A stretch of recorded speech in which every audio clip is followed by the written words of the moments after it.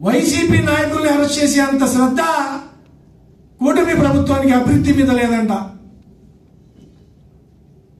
అమరు నువ్వు కూడా తెలిసి మాట్లాడుతున్నావో తెలియకుండా మాట్లాడుతున్నావో, లేదా పార్టీలో ఉన్నాం కాబట్టి తప్పదని మాట్లాడుతున్నావో,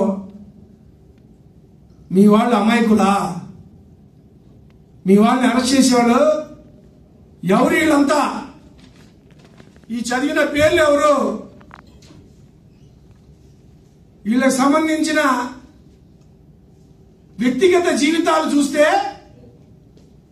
ఒకరిద్దరు తప్ప మిగతా వాళ్ళంతా సాధారణ వ్యక్తులండి. ఈ కేసుల్లో నిందితులు ఉన్నవాళ్ళు థాయిలాండ్, దుబాయ్, హాంకాంగ్, సింగపూరు. మీరు నేను గాజువాకు వెళ్ళొచ్చినట్టు వెళ్ళొచ్చేస్తున్నారు. మీరు నేను గాజువాకో, అక్కేపాలమో, మధురవాడో వెళ్ళొచ్చేస్తున్నారు.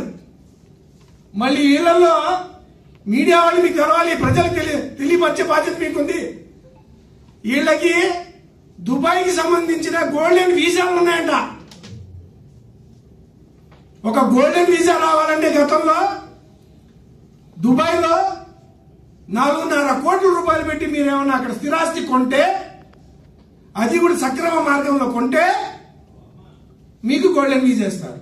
కానీ గత సంవత్సరం నుంచి 10 నెలల నుంచి అక్కడ దుబాయ్ రాజు, అక్కడ ప్రభుత్వం గోల్డెన్ వీసా 23 లక్షలకే ఎవరైనా సరే 23 లక్షలు కడితే గోల్డెన్ వీసా ఇస్తారు. నీలో ఉన్న నిందితుల యొక్క స్థితిగతులు బట్టి గోల్డెన్ వీసా కొన్ని స్థాయి ఉందాలకి లేదే. ఏ విధంగా మన మధురవాడో, పిఎం పాలమో, గాజువాకో వెళ్ళొచ్చే విధంగా వాళ్ళు ఏ విధంగా థాయిలాండ్, దుబాయ్, స్విట్జర్లాండ్ లో ఎలా వెళ్ళొచ్చేస్తున్నారు. ముఖ్యంగా గోల్డెన్ వీసా ఇవ్వాలన్నా సరే దానికి నియమాలు ఉన్నాయండో.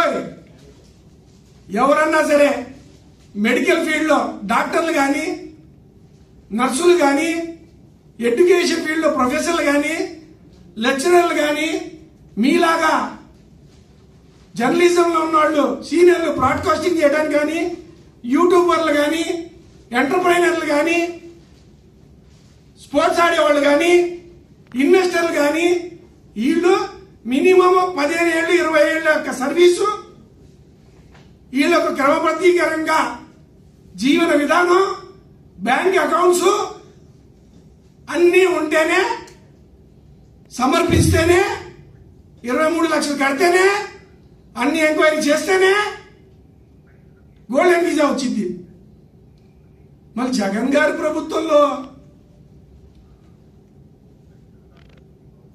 వాలంటీర్లకి ఏ విధంగా వాడికి 50 ఏళ్లకు ఒకళ్ళు వదిలేసి ప్రజల్ని ఏ విధంగా గతంలో ఇబ్బంది పెట్టారో, ఆర్థిక నేరగాళ్లకి గోల్డెన్ వీసాలు అలా వదిలేశాడు దేశాల మీద.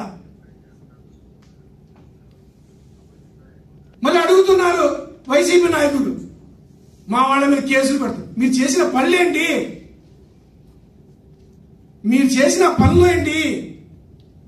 మీరు చేసిన ప్రభుత్వాన్ని అడ్డం పెట్టుకున్న మద్యం కుంభకోణం వల్ల ప్రజలు వేల మంది చచ్చిపోయారు.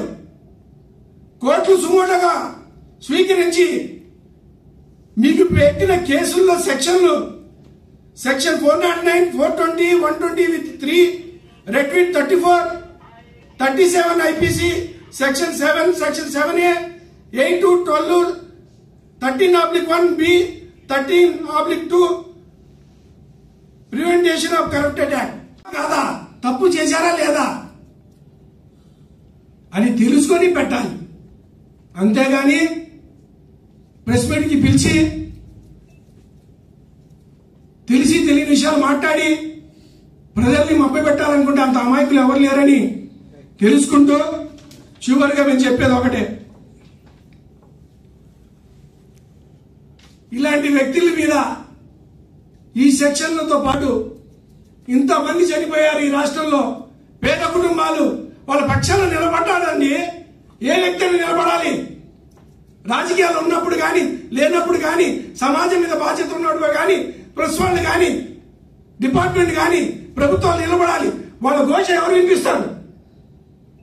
ఒకటి కొడుకు చనిపోయాడు, ఒకటి భర్త చనిపోయాడు,